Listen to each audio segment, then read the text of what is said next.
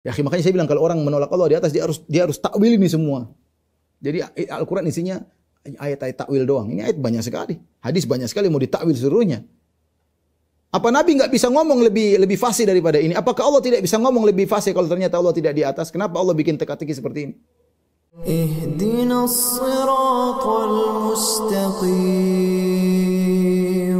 Mereka yang menolak Allah di atas, mereka ketika kita bawakan wa huwal qahiru fawqa ibadi. Dialah Allah yang maha kuasa di fawqa ibadi atas hamba-hambanya. Kata mereka fawq di sini maksudnya bukan arah, bukan posisi, tapi di atas maksudnya kualitas. Kualitas Allah lebih tinggi daripada kualitas makhluknya. Taib.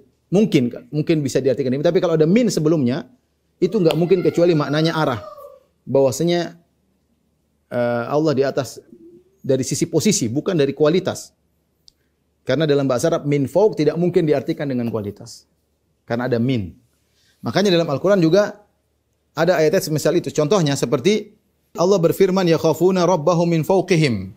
Para malaikat takut kepada Rabb mereka yang berada di atas mereka. Min fawqihim itu berada dari atas mereka. Ya. Dan ini sudah sangat jelas bahwasanya kalau ada kalimat min fawq berarti arah dari atas.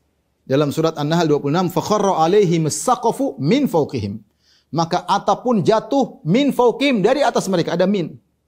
Jadi min fawq artinya atap jatuh menimpa mereka di atas mereka.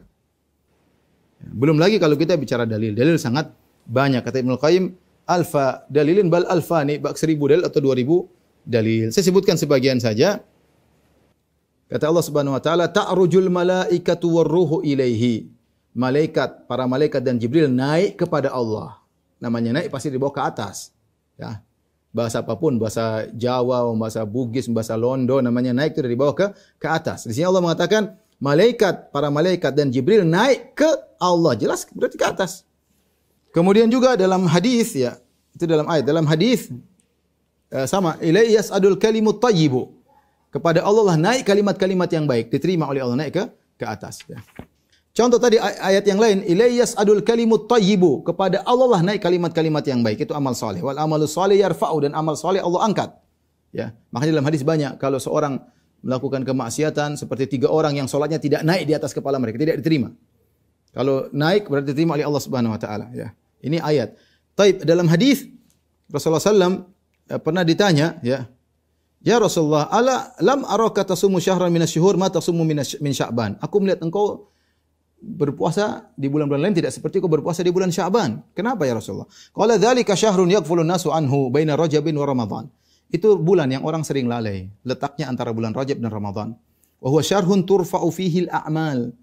Dan dia adalah bulan di mana amalan diangkat ila Rabbil alamin, diangkat kepada Allah Subhanahu wa taala. Fa uhibbu an yurfa amali wa ana shaim.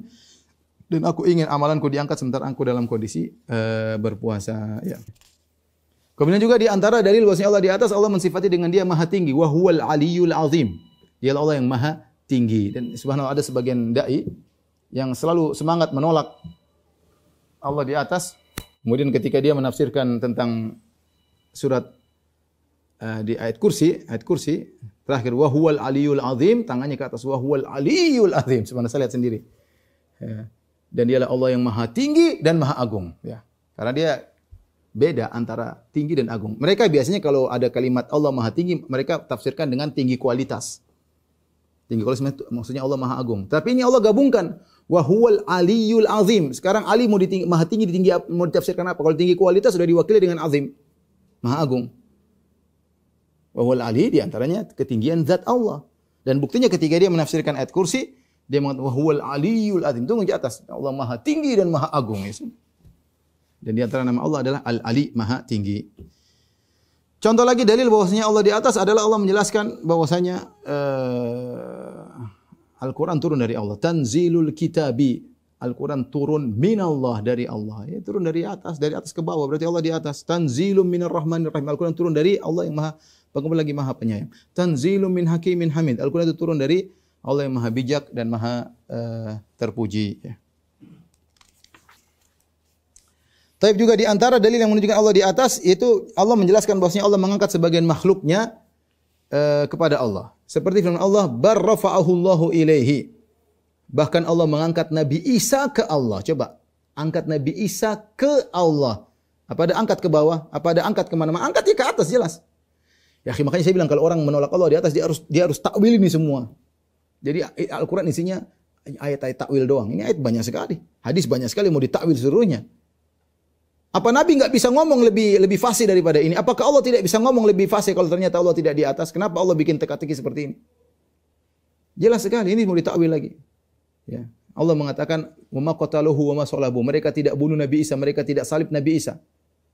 Bar rafa'ahu Allah ilaih. Kenapa? Tidak disalib, tidak karena Nabi Isa diangkat. Angkat kemana? Ke Allah. Terus coba boleh tafsirkan bagaimana? Oh, tidak diangkat terus ditangkap sama orang Yahudi maksudnya. Tidak diangkat terus ditangkap. Terus kemana kalau gitu? Diangkat ke atas biar selamat.